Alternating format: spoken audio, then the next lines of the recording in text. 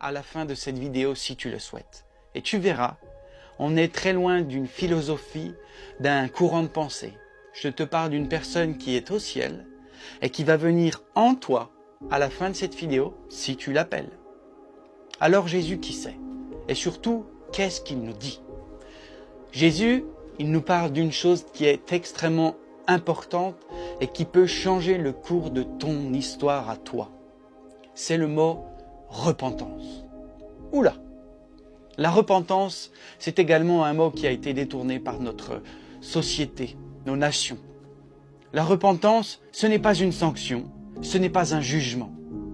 La repentance, c'est clairement notre issue de secours dans ce monde qui court à son chaos.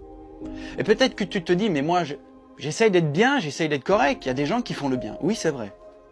Mais le monde va à sa perte. Regarde, est-ce que le monde est juste? Est-ce que la justice est juste? Est-ce que notre manière de tenir cette planète est pérenne? Est-ce que nos relations individuelles les uns avec les autres sont équilibrées? La réponse est non. Il y a beaucoup de souffrance, beaucoup d'incertitudes. Et toi, certainement, tu es aussi dans cette course effrénée de cette vie, où tu cours après un but après l'autre, un but après l'autre, un but après l'autre, sans vraiment voir la finalité de ta vie. Beaucoup de gens arrivent à la fin de leur vie et sont dans le doute et la peur parce qu'en fait, ils ont vécu. Peut-être qu'ils se sont rassasiés de bonnes choses, mais la vie est courte et la vie ne s'arrête pas à la mort. Jésus voudrait te dire, arrête de pécher. Arrête de louper ta cible. Parce que pécher veut dire louper sa cible, louper la chose centrale. Et peut-être que tu n'as pas conscience de cela, mais là où tu pêches le plus, c'est envers toi-même. Tu te fais du mal. Tu es peut-être sous la pression de cette société, influencé par elle. Et de fait, tu cherches les plaisirs qu'elle te met comme étant les valeurs sûres d'une vie. La richesse, la tranquillité, la sécurité, le sexe, l'argent, je ne sais pas, quoi d'autre. La réalité, c'est que cela ne rend pas heureux. Et cela ne peut pas t'offrir une existence équilibrée. Jésus a donc un message pour toi. Il t'invite à la repentance, à prendre cette porte qui est l'issue de secours pour une vie meilleure. Et si ce message te parle, je voudrais t'inviter maintenant à le rencontrer personnellement, tout de suite, maintenant. Pour cela, je t'invite à te mettre à part. À te mettre à part parce que je sais que ce moment-là va bouleverser ta vie d'une manière incroyable. Je ne peux pas l'exprimer, mais tu vas sentir Jésus-Christ venir en toi. Et tu vas bien voir qu'on est loin du concept de religion, de courant de pensée ou je ne sais quoi. Ceci n'est pas une expérience, ce n'est pas une expérience spirituelle. C'est rencontrer quelqu'un, rencontrer Jésus-Christ qui t'aime, qui s'est donné pour que aujourd'hui, à ce moment précis, là, tu puisses le rencontrer. Alors pour cela, je t'invite à prier avec moi. Prier, c'est simplement lui demander de tout ton cœur, avec sincérité, qu'il vienne en toi te sauver et changer ta vie. De lui demander pardon, de te repentir, d'avoir vécu dans ce monde avec cette course effrénée, sans but, ni sens, incohérence totale, et de revenir aujourd'hui dans une vérité équilibrée. Et tu vas voir, je me répète, mais ta vie va être transformée. Alors, tu peux fermer les yeux, tu peux les garder ouverts, mais je t'invite à te mettre au calme pour l'appeler et vivre ce moment historique de ta vie. Tu peux le répéter à voix haute, tu peux le répéter dans ton cœur, fais comme tu le sens. Jésus-Christ, aujourd'hui, je t'appelle dans mon cœur pour que tu viennes me sauver. Je t'appelle de toutes mes forces pour que tu viennes me libérer du mensonge de ce monde. Je te prie de toutes mes forces pour que tu viennes donner un sens à ma vie. Et Jésus, je te demande pardon de mes erreurs, de mes péchés, de passer à côté de ma propre vie. Je te demande pardon et je te demande de venir me changer aujourd'hui, pour toujours. Maintenant, Jésus, je t'accepte comme le sauveur de ma vie et je te donne toute ma vie pour que tu puisses la conduire d'une manière cohérente, stable, équilibrée. Je te laisse les commandes de ma vie et je prie maintenant que ton Saint-Esprit me remplisse en cet instant pour l'éternité. Amen. Amen. J'espère que, en ce moment même, vous êtes en train de vivre quelque chose d'extraordinaire. Et je ne voudrais pas casser ce moment. Je t'inviterai à continuer maintenant, après cette vidéo, à tout arrêter et à juste continuer à dire ce que tu as sur ton cœur à Jésus, avec tes mots. Ils sont simples, mais ils sont sincères. Et c'est ce que Jésus aime. C'est ce qu'il aime. Lui-même n'a jamais fait allusion au fait qu'il serait né d'une vierge. Or, dans de nombreuses religions, un prophète naît d'une vierge fécondée par un dieu. Par exemple, en Inde, Krishna est né de la vierge Devaki, fécondée par le dieu Vasudeva. En Perse, la mère de Mitra le conçoit après avoir été fécondée par la semence tombée de la lune. Chez les Grecs, de nombreux héros sont nés d'une vierge fécondée par Zeus. Chez les Latins, Romulus, le fondateur de Rome, est né de Rhea Silvia, fécondée par le dieu Mars. Ce mythe de la naissance virginale n'a pas pu prendre naissance en milieu juif. L'idée que Dieu lui-même aurait commis un adultère en fécondant une femme mariée aurait fait hurler le moins croyant des Juifs. Maintenant, quelques mots sur le problème des frères et des sœurs de Jésus.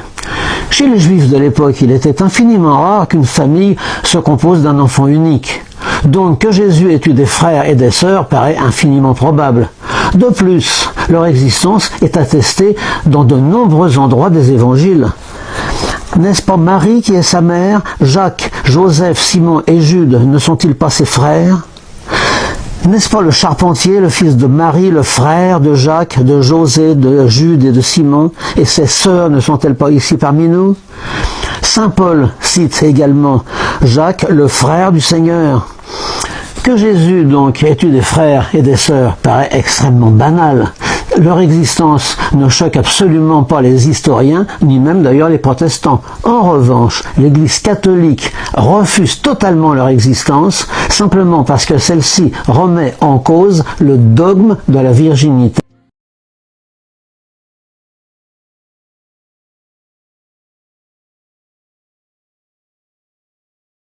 La finalité de ta vie. Beaucoup de gens arrivent à la fin de leur vie et sont dans le doute et la peur parce qu'en fait, ils ont vécu. Peut-être qu'ils se sont rassasiés de bonnes choses. Mais la vie est courte et la vie ne s'arrête pas à la mort. Jésus voudrait te dire, arrête de pécher. Arrête de louper ta cible. Parce que pécher veut dire louper sa cible, louper la chose centrale. Et peut-être que tu n'as pas conscience de cela. Mais là où tu pêches le plus, c'est envers toi-même. Tu te fais du mal. Tu es peut-être sous la pression de cette société, influencé par elle. Et de fait, tu cherches les plaisirs qu'elle te met comme étant les valeurs sûres d'une vie. La richesse, la tranquillité, la sécurité, le sexe, l'argent, je ne sais pas, quoi d'autre. La réalité, c'est que cela ne rend pas heureux. Et cela ne peut pas t'offrir une existence équilibrée. Jésus a donc un message pour toi. Il t'invite à la repentance, à prendre cette porte qui est l'issue de secours pour une vie meilleure. Et si ce message te parle, je voudrais t'inviter maintenant à le rencontrer personnellement, tout de suite, maintenant. Pour cela, je t'invite à te mettre à part. À te mettre à part parce que je sais que ce moment-là va bouleverser ta vie d'une manière incroyable. Je ne peux pas l'exprimer, mais tu vas sentir Jésus-Christ venir en toi. Et tu vas bien voir qu'on est loin du concept de religion, de courant de pensée ou je ne sais quoi. Ceci n'est pas une expérience, ce n'est pas une expérience spirituelle. C'est rencontrer quelqu'un, rencontrer Jésus-Christ qui t'aime, qui s'est donné pour que aujourd'hui, à ce moment précis, là, tu puisses le rencontrer. Alors pour cela, je t'invite à prier avec moi. Prier, c'est simplement lui demander de tout ton cœur, avec sincérité, qu'il vienne en toi te sauver et changer ta vie. De lui demander pardon, de te repentir, d'avoir vécu dans ce monde avec cette course effrénée, sans but, ni sens, incohérence totale, et de revenir aujourd'hui dans une vérité équilibrée. Et tu vas voir, je me répète, mais ta vie va être transformée. Alors, tu peux fermer les yeux, tu peux les garder ouverts, mais je t'invite à te mettre au calme pour l'appeler et vivre ce moment historique de ta vie. Tu peux le répéter à voix haute, tu peux le répéter dans ton cœur, fais comme tu le sens. Jésus-Christ, aujourd'hui, je t'appelle dans mon cœur pour que tu viennes me sauver. Je t'appelle de toutes mes forces pour que tu viennes me libérer du mensonge de ce monde. Je te prie de toutes mes forces pour que tu viennes donner un sens à ma vie. Et Jésus, je te demande pardon de mes erreurs, de mes péchés, de passer à côté de ma propre vie. Je te demande pardon et je te demande de venir me changer aujourd'hui, pour toujours. Maintenant, Jésus, je t'accepte comme le sauveur de ma vie et je te donne toute ma vie pour que tu puisses la conduire d'une manière cohérente, stable, équilibrée. Je te laisse les commandes de ma vie et je prie maintenant que ton Saint-Esprit me remplisse en cet instant pour l'éternité. Amen. Amen. J'espère que, en ce moment même, vous êtes en train de vivre quelque chose d'extraordinaire. Et je ne voudrais pas casser ce moment. Je t'inviterai à continuer maintenant, après cette vidéo, à tout arrêter et à juste continuer à dire ce que tu as sur ton cœur à Jésus, avec tes mots. Ils sont simples, mais ils sont sincères. Et c'est ce que Jésus aime. C'est ce qu'il aime.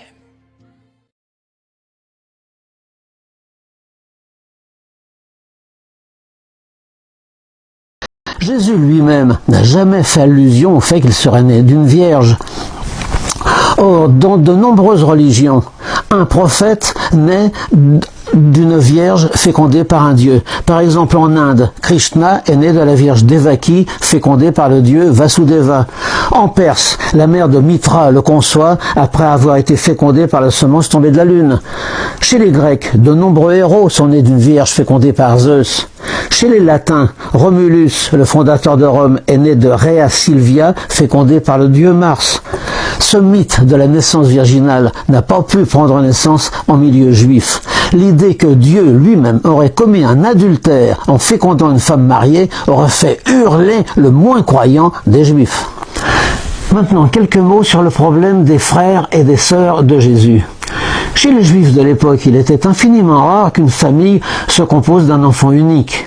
Donc que Jésus ait eu des frères et des sœurs paraît infiniment probable. De plus, leur existence est attestée dans de nombreux endroits des évangiles. N'est-ce pas Marie qui est sa mère? Jacques, Joseph, Simon et Jude ne sont-ils pas ses frères?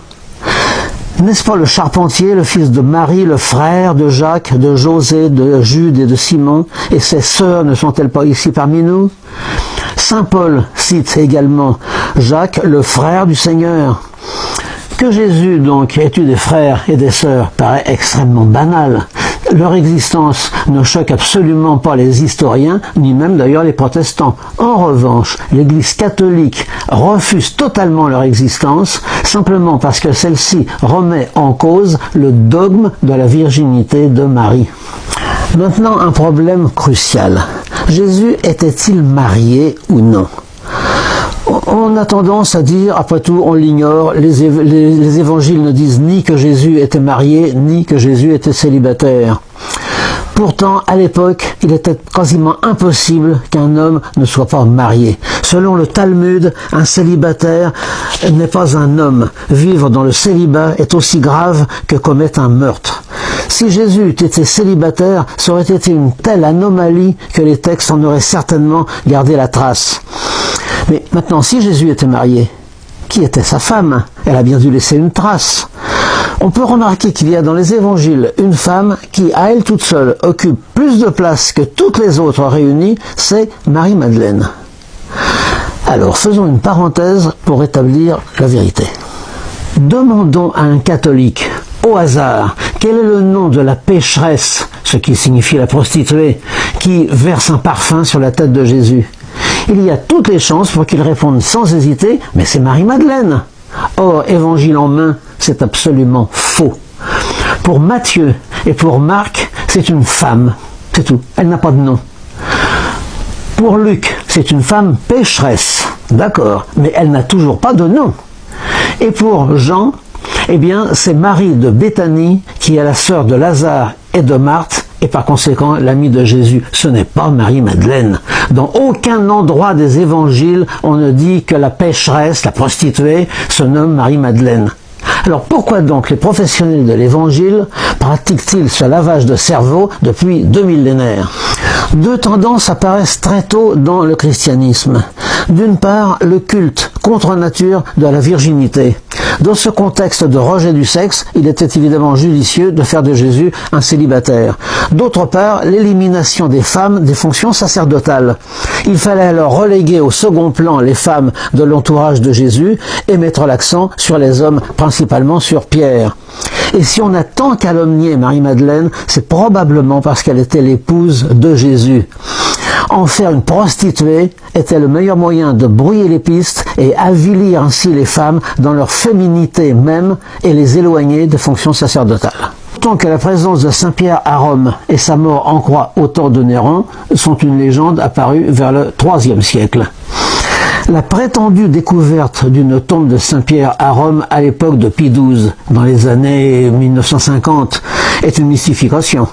En revanche, le père Bagatti a découvert en 1953 à Jérusalem une nécropole judéo-chrétienne vieille de près de 2000 ans. Elle contenait une tombe portant l'inscription Simone Bar Yona, c'est-à-dire Simon, fils de Jonas, qui était le véritable nom de Saint-Pierre. La découverte a été soigneusement étouffée et les ossements ont été dispersés pour crime de non-conformité avec le dogme. Quant à l'arrestation et au procès, il faut savoir que la troupe qui arrête Jésus est une armée romaine. C'est une cohorte. Elle comporte à peu près 600 hommes. Elle a donc été ordonnée par Pilate, le pouvoir romain. On ne peut pas admettre qu'une arrestation ordonnée par le pouvoir civil romain amène l'accusé devant un tribunal religieux juif, comme l'Évangile le prétend. D'autant plus que ce tribunal ne pouvait absolument pas siéger pendant la Pâque. Voilà une invraisemblance qui montre que le récit a été forgé assez tardivement et qu'il a été inventé, au fond, pour déculpabiliser les Romains et accuser les Juifs. D'après l'Évangile, le motif, ce serait que Jésus s'est fait le Fils de Dieu. Mais c'est un motif religieux. Le véritable motif, les Évangiles nous le rapportent aussi. Pilate demande à Jésus, « Es-tu le roi des Juifs ?» Et Jésus lui répond, « Tu le dis ». Se prétendre roi, alors que la Palestine est une colonie romaine, était un motif suffisant pour mériter la mort. Jésus a bien été condamné par le pouvoir romain parce qu'il affirmait sa royauté sur Israël. Et il en avait le droit, puisqu'il était de race royale. Après la résurrection, l'Évangile nous assure que le corps de Jésus disparut du tombeau. Pour expliquer cette disparition, plusieurs hypothèses ont été faites. Il exista notamment une tradition selon laquelle c'est quelqu'un d'autre qui aurait été crucifié à la place de Jésus. Cette tradition, curieusement, se retrouve dans le Coran, dans la sourate 4, qui dit que « Mais ils ne l'ont pas tué, ils ne l'ont pas crucifié, cela leur est seulement apparu ainsi. » En fait, la résurrection d'un Dieu est une constante dans un très grand nombre de religions. Dionysos, Mithra, Osiris, Adonis étaient tous des fils de Dieu, ils sont tous ressuscités au bout de 3 jours et sont tous montés au ciel. Un détail qui est intéressant à mentionner, c'est que l'évangile de Marc, qui est le plus ancien de tous, dans sa forme primitive, ignorait totalement la résurrection. La résurrection n'est racontée que dans une sorte d'appendice de 8 versets qui date probablement du IIIe siècle, mais il n'était pas connu au début de l'Église. L'Évangile assure aussi que Jésus, après sa résurrection, est monté au ciel. Pourtant, 2 évangélistes sur 4, Matthieu et Jean, omettent totalement de relater ce phénomène, qui est pourtant assez peu commun. Quant au lieu de ce phénomène, Marc le situe en Galilée. Luc le place à Béthanie, dans son évangile, mais à Jérusalem, dans ses Actes des Apôtres. Voilà des témoins oculaires, comme on dit, qui sont bien étourdis. Alors, en conclusion, les évangiles passent souvent pour des textes historiques, voire pour des reportages. En fait, ils ne contiennent que très peu d'histoire. Ils sont essentiellement les textes fondateurs d'une religion, le christianisme. Et cette fondation s'est étalée sur environ 300 ans, puisque c'est seulement en 325, lors du concile de Nicée, que le christianisme s'est constitué à peu près tel que nous le connaissons de nos jours.